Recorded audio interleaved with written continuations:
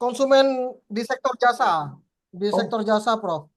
oh iya, iya. Ya, Iya, karena kan belum ada pelaku jasa tidak diatur iya, di iya. dalam hukum perlindungan konsumen. Cuma adanya kan pelaku usaha untuk barang. Betul, Sedangkan betul. karakter jasa sama barang kan berbeda, Prof.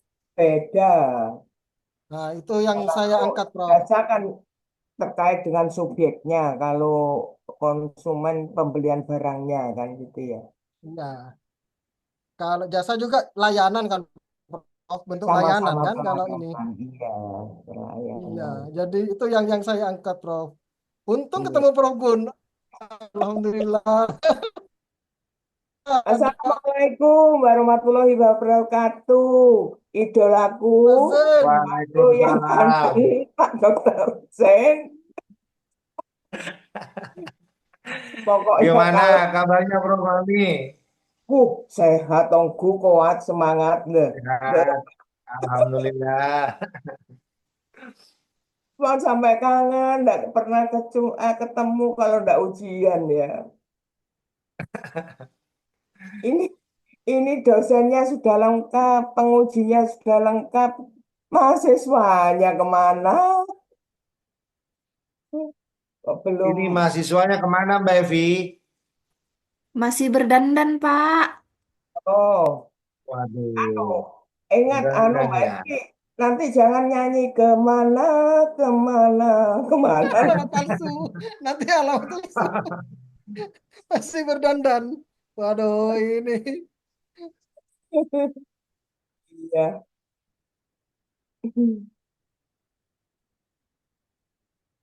Di Jember masih hujan ya Prof? Ada kadangkala hujan, kadangkala hujan. Iya. Di Sumeneb Saya, juga masih hujan Prof. oh iya, Dikiranya sudah nggak musim hujan, ternyata tadi kemarin masih hujan di iya. Sumeneb itu. Tapi kan nggak ada banjir di Sumeneb itu. Nggak ada banjir kan? Ada juga Prof sekarang di Sumeneb Waduh. itu. Nggak Nggak ada, Pak tahu Zen. kenapa Nggak ada dari yang ada genangan air yang ada. oh yang ada genangan air nggak ada banjir. Kalau Jember ada di daerah Panti itu ada. Tapi di tempat Mami nggak ada. Lebat meloloh.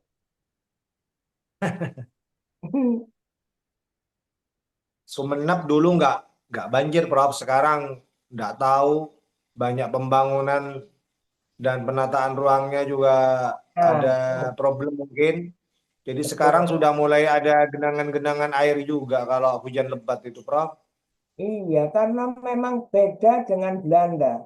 Kalau Belanda itu kan aliran, apa istilahnya, gorong-gorong itu kan besar. Kalau di Indonesia kan enggak. Pokoknya dipasang gorong-gorong, tapi gorong-gorongnya itu kan kecil sekali. Terus kesadaran juga membuang sampah dan lain sebagainya. Itu Sudah zaman lengkap, Prof. Bisa dimulai, Prof. Sudah lengkap. lah. Iya, baik. Apa ada moderatornya atau Langsung, Prof. saya? Masih proposal soalnya, Prof. Langsung Oh ya, dipimpin Prof. Hero. iya. Baik. Kalau gitu, Mbak Nur Hayati sudah siap? Masih di mute itu, dibuka. Nah, Ya, Prof. gimana nih? Di Di Indonesia apa di luar negeri? Udah di Indonesia, Prof. Oh, di Indonesia. Baik, kalau gitu. Yang terhormat Bapak Dr. Muhammad Zainuddin SH, SIH, MHUM, dan Bapak Dr. Absorbi Fitri SH, MH, dan Saudari Nurhayati ya. Dibuka aja. Iya, Nah, Prof. sudah siap? Insya Allah siap, Prof. Judulnya apa? Rasio desidendi dalam putusan tindak pidana penggelapan di Pengadilan Negeri Sumeneb. Udah itu aja.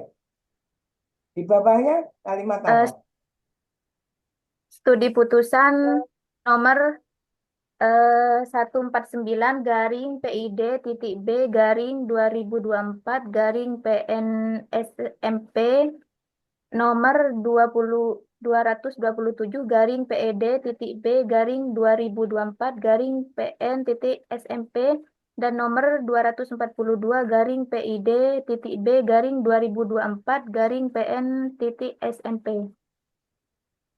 Saudara masih ingat nomor mahasiswanya?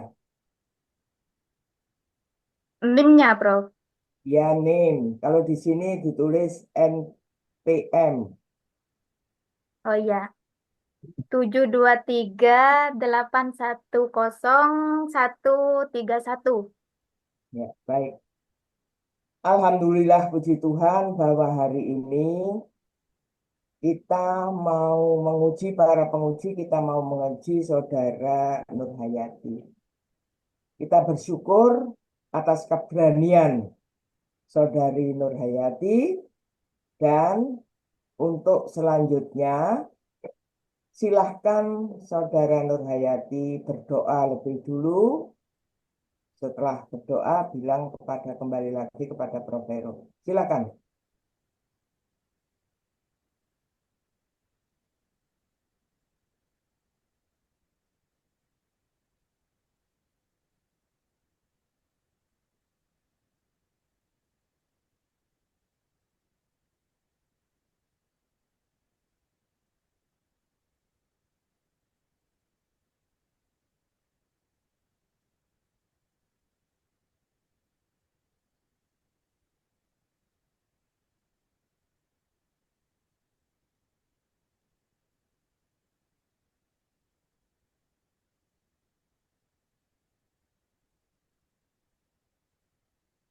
Sudah, Prof. Ya, baik, kalau gitu oleh karena itu ujian proposal tesis dibuka.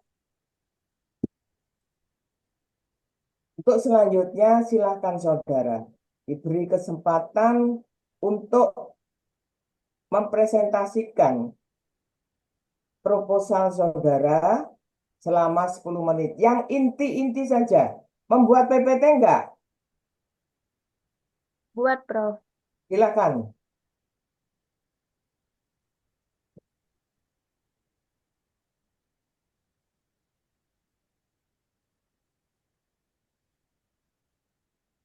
Prof, saya izin sholat sebentar ya, Prof ya.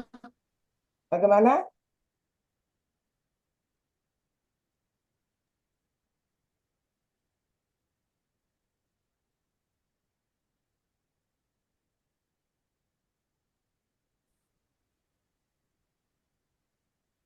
Baik, Bismillahirrahmanirrahim. Assalamualaikum warahmatullahi wabarakatuh. Waalaikumsalam. Waalaikumsalam warahmatullahi wabarakatuh. Alhamdulillah, pada kesempatan siang hari ini saya dapat bertatap muka kembali dengan dosen pembimbing saya dan terima kasih waktunya kepada dosen pembimbing pertama yaitu Profesor Dr. Herawati Pusoko, SHMH dan dosen pembimbing yang kedua saya yaitu Dr. Muhammad Zainuddin, SHMHI, MHUM dan penguji yang ketiga yaitu Bapak Absoril. Terima kasih waktunya. Izinkan saya memaparkan proposal tesis saya yang dengan judul Rasio desidendi dalam putusan tindak pidana penggelapan di Pengadilan Negeri Sumeneb, studi putusan nomor 149 garing PID titik B garing 2024 PN titik SMP nomor 227 garing PID titik B garing 2024 garing PN titik SMP dan nomor 242 garing PIDB garing 2024 garing PN SMP.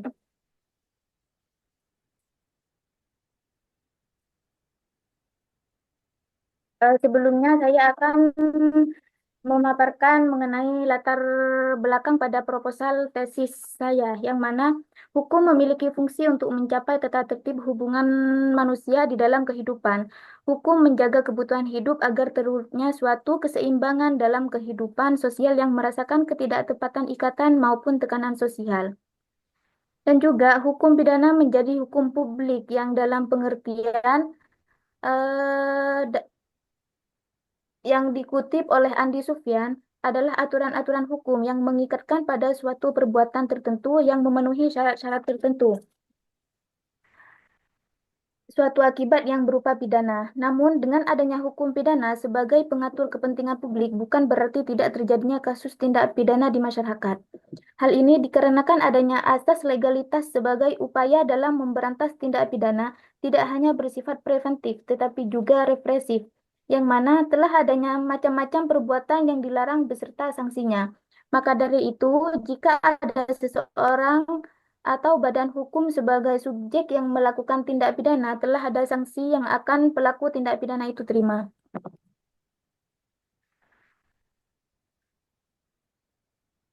Fenomena penggelapan dalam dunia bisnis juga menunjukkan pentingnya penegakan hukum yang tegas dan transparan.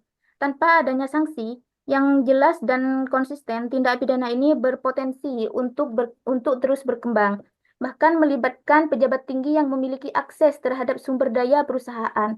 Oleh karena itu, analisis terhadap kasus penggelapan di dunia bisnis tidak hanya berfungsi untuk memberikan keadilan kepada pihak yang dirugikan, tetapi juga sebagai langkah preventif untuk mencegah terjadinya praktik serupa di masa mendatang. Dalam sistem peradilan pidana di Indonesia, putusan hakim merupakan manifestasi konkret dari penerapan hukum terhadap suatu perkara. Putusan tersebut tidak hanya mencerminkan hasil dari proses peradilan, tetapi juga menjadi presiden yang dapat mempengaruhi penanganan kasus serupa di masa mendatang. Salah satu elemen krusial dalam putusan hakim adalah ratio decidendi, yaitu alasan hukum yang menjadi dasar pengambilan keputusan, yang mana rasio decidendi mencerminkan interpretasi hakim terhadap fakta dan norma hukum yang relevan, serta menunjukkan bagaimana hukum diterapkan dalam konteks kasus tertentu. Tindak pidana penggelapan, sebagaimana diatur dalam pasal 372 Kitab Undang-Undang Hukum Pidana, merupakan salah satu bentuk kejahatan terhadap harta benda yang sering terjadi di masyarakat. Kasus penggelapan dapat melibatkan berbagai modus operandi dan latar belakang, sehingga penanganannya memerlukan ketelitian dalam menilai unsur-unsur pidana yang terpenuhi. Dalam praktiknya, penegakan hukum terhadap tindak pidana penggelapan seringkali menghadapi tantangan, terutama dalam hal pembuktian dan interpretasi hukum oleh hakim. Yang selanjutnya tentang rumusan masalah, di mana pada proposal tesis saya di sini merumuskan dua rumusan masalah. Yang pertama, bagaimana unsur-unsur tindak pidana penggelapan dalam putusan Pengadilan Negeri Sumeneb pada perkara tindak pidana penggelapan. Yang kedua, bagaimana rasio decidendi yang digunakan oleh hakim dalam putusan Pengadilan Negeri Sumeneb pada perkara tindak pidana. Yang selanjutnya tujuan. Tujuan pada proposal tesis di sini yaitu yang pertama untuk mengetahui unsur-unsur tindak penggelapan dalam putusan Pengadilan Negeri Sumeneb pada perkara tindak pidana penggelapan. Yang kedua yaitu tujuan untuk mengetahui pertimbangan hakim dalam putusan Pengadilan Negeri Sumeneb pada perkara tindak pidana penggelapan. Yang selanjutnya manfaat. Manfaat pada proposal tes ini yang pertama itu manfaat teoritis, yang mana hasil dari penelitian ini diharapkan dapat memberikan kontribusi dan sumbangsi bagi perkembangan ilmu hukum, khususnya dalam hukum pidana.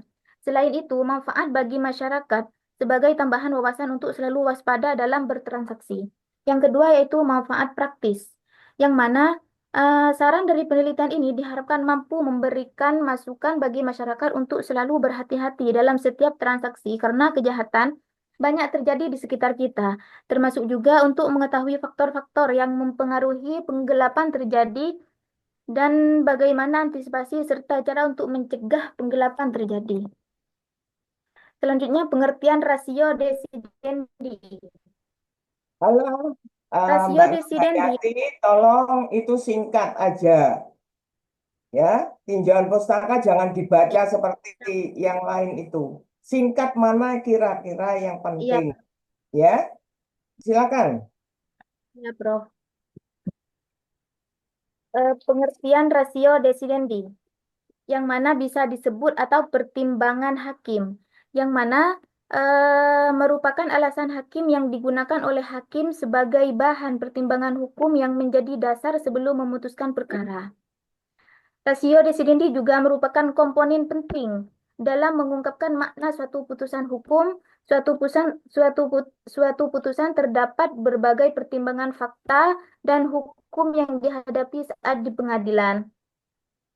Dan kedudukan rasio desidendi ini dapat menjadi rujukan dasar logika dalam suatu perkara, yang mana rasio desidendi mendasari adanya suatu putusan, yang mana artinya rasio desidendi dapat diikuti oleh pengadilan-pengadilan lain di masa yang akan datang. Dan oleh karena itu, rasio desidendi memiliki kedudukan yang kuat dalam menentukan interpretasi hukum dan memberikan kepastian hukum.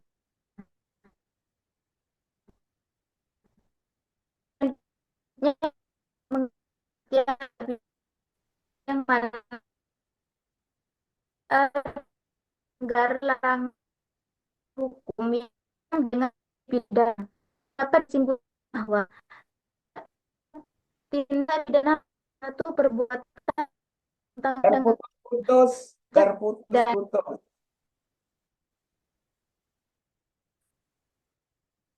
Terputus-putus, halo, Mbak Nurhayati. Suaranya putus-putus, Mbak Lina. sekarang putus ya.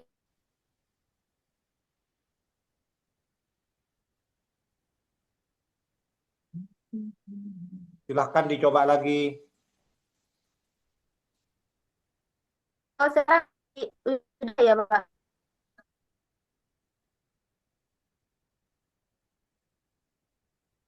Ya, tadi sempat putus-putus suaranya, Mbak. Dicoba lagi. Mungkin sinyalnya kurang bagus.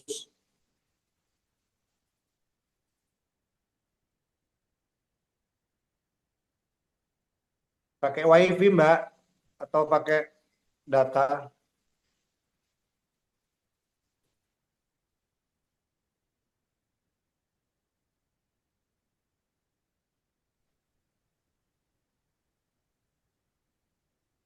Halo, maaf Prof, dari Enggak, jaringannya. Baik. Baik, Ya, suaranya sudah selanjutnya mulai mengerti membaik. Oh iya Bapak. Selanjutnya mengenai pengertian tindak pidana, yang mana tindak pidana adalah perbuatan yang melanggar larangan yang diatur oleh hukum yang diancam dengan sanksi pidana. Dan di sini dapat disimpulkan bahwa tindak pidana merupakan suatu perbuatan manusia yang bertentangan dengan hukum, diancam dengan pidana oleh undang-undang perbuatan mana dilakukan oleh orang yang dapat dipertanggungjawabkan. Dan selanjutnya mengenai pengertian tindak pidana penggelapan, yang mana mengetahui secara jelas tindak pidana yang terjadi adalah suatu keharusan. Beberapa tindak pidana yang terjadi harus diketahui makna dan definisinya termasuk tindak pidana penggelapan. Penggelapan berarti memiliki barang atau sesuatu yang dimiliki oleh orang lain tetapi tindakannya tersebut bukan suatu kejahatan. Dalam pasal 372 Kitab Undang-Undang Hukum Pidana menegaskan bahwa barang siapa dengan sengaja melawan hukum memiliki barang sesuatu atau seluruhnya atau sebagian adalah kepunyaan orang lain, tetapi yang ada dalam kekuasaannya bukan karena kejahatan, diancam karena penggelapan dengan pidana paling lama 4 tahun atau pidana denda paling banyak Rp900. Unsur-unsur tindak pidana. Unsur-unsur tindak pidana yaitu terlihat pendiriannya Dari pengertian dan unsur-unsur tindak pidana, terlihat pendiriannya yang monistis. Sementara itu, pendirian atau aliran dualistis berpandangan bahwa dalam rangkaian syarat-syarat pemidanaan terdapat pemisahan atau dualistis antara perbuatan dan akibat di satu sisi. Eh, Pengertian tindak pidana hanya meliputi perbuatan dan akibat, ancaman pidana serta sifat melawan hukum. Langsung Jenis-jenis metodologi ya. Ya, iya, Prof.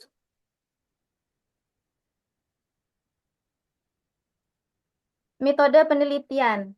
Di sini penelitian yang digunakan oleh peneliti adalah penelitian hukum yuridis normatif, yang mana penelitian ini lebih menekankan kepada penelitian kepustakaan yang datanya diperoleh melalui kepustakaan maupun data sekunder. Dan penelitian hukum normatif pada prinsipnya membahas mengenai norma-norma hukum.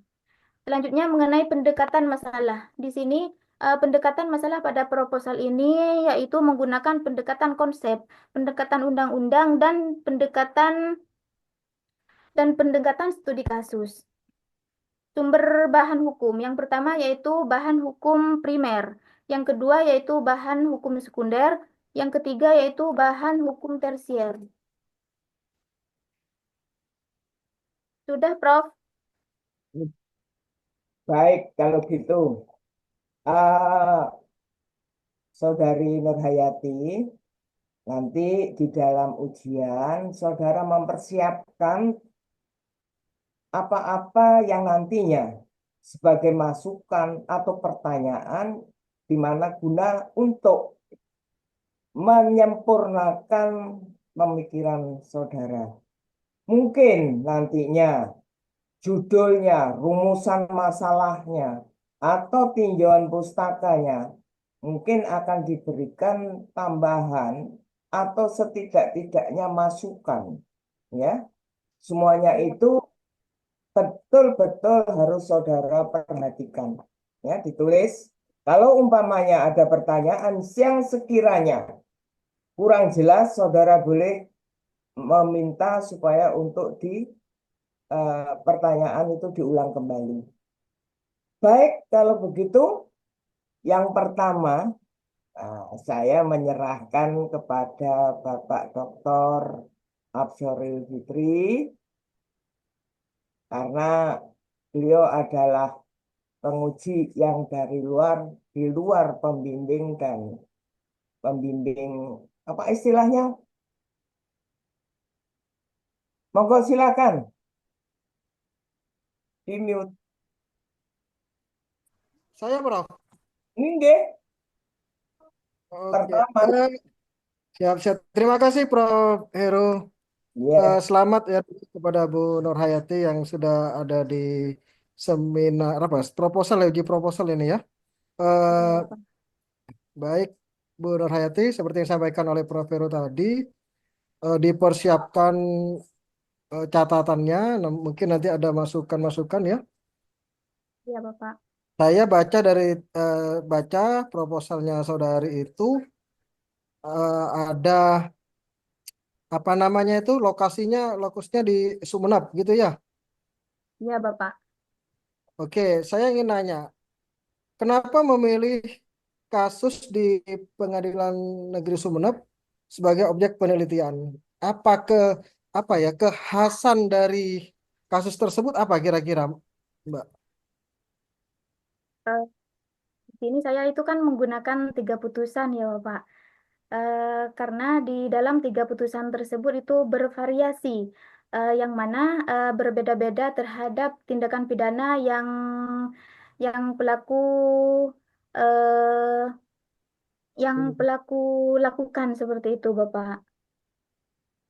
Saya Tadi memilih karena apa? Saya memilih ketiga putusan tersebut karena seluruhnya merupakan perkara tindak pidana penggelapan yang disidangkan di Pengadilan Negeri Sumeneb pada tahun 2024. Sehingga apa? Eh, sehingga relevan dan masih aktual. Dan dengan begitu, saya dapat menganalisis rasio desidendi secara lebih mendalam dan membandingkan konsistensinya. Seperti itu, Bapak. Oke. Eh, apa urgensinya sehingga itu perlu diangkat, Mbak? Kok tindak pidana penggelapan, kenapa enggak yang lain?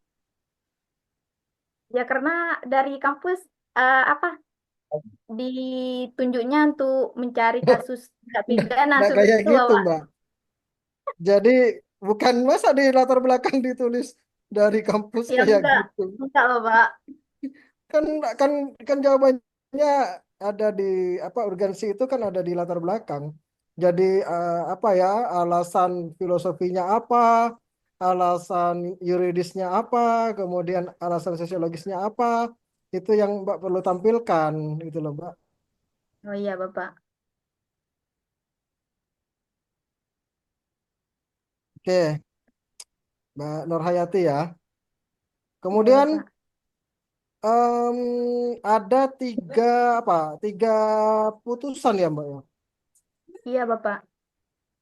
Mbak tahu syaratnya kalau mau dijadikan apa ya studi putusan di dalam tesis atau dalam penelitian. Syaratnya untuk apa, Bapak? Alasan ada syarat kan kalau misalkan mau dijadikan apa objek penelitian gitu loh. Putusan itu harus ingkrah, Mitra. harus Iya. sudah berkekuatan hukum tetap. Yang ingin saya tanyakan apakah yang Mbak itu sudah mempunyai kekuatan hukum tetap atau gimana Mbak? Iya, sudah, Bapak. Sudah semua, Bapak. Dan ketiga Sudah, putusan tersebut pastikan telah ya. diinkrah. Iya, Bapak. Dipastikan ingkrah di direktori putusan Mahkamah Agung. Putusan itu nanti karena kalau memang itu pada waktu sidang skripsi pada waktu maaf pada waktu sidang tesis nanti itu sidang akhir itu belum ingkrah, bisa dipastikan tesis Mbak nggak lulus, bisa dipastikan seperti itu karena yang harus dianalisis itu karena yang Mbak analisis adalah pendekatan kasus, ya kan? Jadi kalau pendekatan kasus, putusan tersebut sudah harus ingkrah, Inkrah. sudah Iya. sudah mempunyai kekuatan hukum. Itu ya, Mbak ya. Iya, Bapak. Oke. Berikutnya, Mbak. Mbak sudah baca putusan-putusannya kira-kira ya? Sudah, Bapak. Apa sih perbedaan apa ya? Tadi interpretasinya ya, perbedaan perbedaan interpretasi ya, Mbak ya. Iya. Ada perbedaan interpretasi unsur penggelapan antara satu putusan dengan putusan yang lainnya. Apa kira-kira Mbak? Perbedaan kalau saya anggaplah terlalu jauh nih pertanyaannya karena ini belum putusan ya, belum membahas putusan. Tapi apa sih kira-kira? Karena itu harus dihubungkan nanti di dalam latar belakang. Apa perbedaan interpretasi yang ada di dalam putusan tersebut dari ketiganya, Mbak?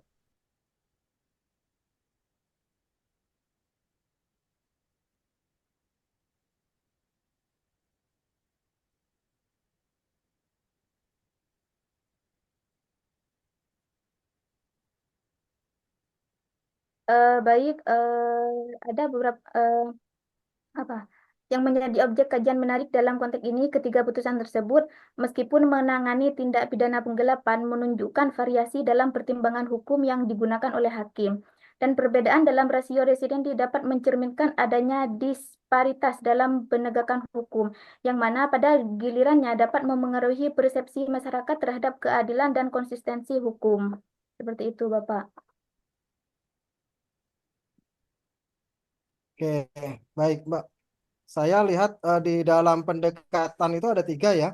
Ada pendekatan Iya. perundang-undangan, pendekatan konseptual, sama pendekatan kasus gitu ya Mbak ya. Iya. Jadi kalau bisa nanti di dalam tiga pendekatan tersebut, itu Mbaknya itu bisa menyebutkan atau perlu ditegaskan masing-masing pendekatan tersebut itu digunakan untuk menganalisis permasalahan apa saja. Misalkan ya, misalkan perundang-undangan, misalkan pendekatan perundang-undangan. Jadi pendekatan perundang-undangan ini nanti digunakan oleh peneliti misalkan untuk membahas permasalahan yang mana. Kemudian konseptual nanti seperti apa juga digunakan untuk menganalisis apa gitu ya. Kasus juga seperti apa ya Mbak ya. Ya, Bapak. Oke, Mbak. Iya, Eh, Bapak. sebenarnya sudah kalau saya lihat semuanya sudah spesifik ya. Sudah bagus ya. Cuma di dalam rumusan masalah itu perlu nanti ditegaskan antara apa ya keterkaitan antara unsur tindak pidana penggelapan dengan apa rasio desidendinya. Nanti benang merahnya itu akan ketemu dengan jelas. Jadi jadi ini ada penggelapan nih kan ada pertimbangan hakim ya Mbak ya. Iya, Ada pertimbangan hakim di situ. Kemudian ada pertimbangan tambahan gitu kan ya.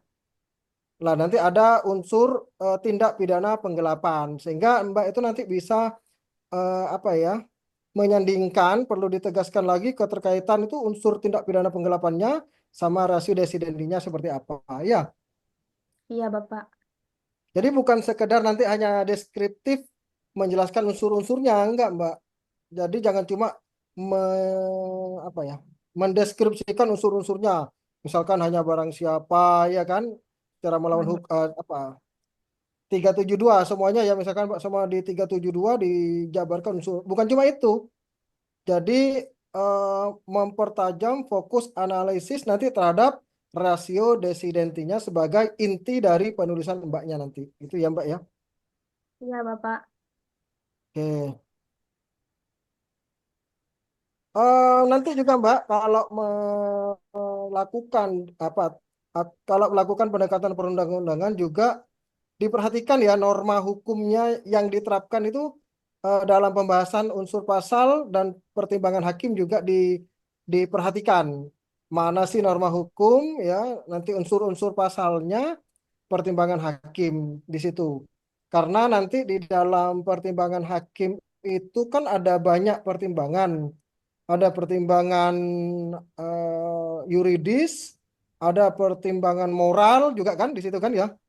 Iya, Bapak. Nah, itu Mbak perlu ini nanti perlu diperhatikan ya. Iya, Bapak. Kemudian yang ingin saya tanyakan lagi Mbak,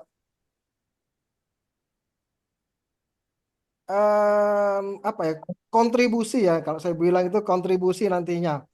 Apa kira-kira kontribusi dari penelitian ini terhadap pengembangan ilmu hukum yang ada, Mbak? Kira-kira apa nanti, Mbak?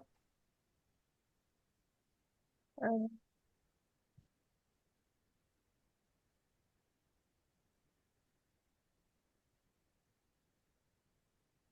Apa kontribusinya eh, kira-kira, Mbak? Tesis ini memberikan kontribusi dengan menunjukkan pentingnya konsistensi dalam penerapan rasio desidendi agar agar terciptanya kepastian hukum dan keadilan yang merata. Dan selain itu juga hasil penelitian ini bisa menjadi bahan refleksi bagi para hakim untuk menyusun putusan yang lebih apa lebih berstruktur dan transparan dalam menampilkan alasan hukum utama. Secara akademik, tesis ini juga menambahkan khazanah literatur hukum yang hukum pidana mengenai analisis rasio desidendi yang selama ini belum banyak dikaji secara khusus di tingkat pengadilan negeri. Seperti itu, Bapak. Berarti nanti Mbak itu harus bisa memberikan kritik konstruktif ya terhadap Iya, pertimbangan hakim ya, terutama jika nanti itu ditemukan kelemahan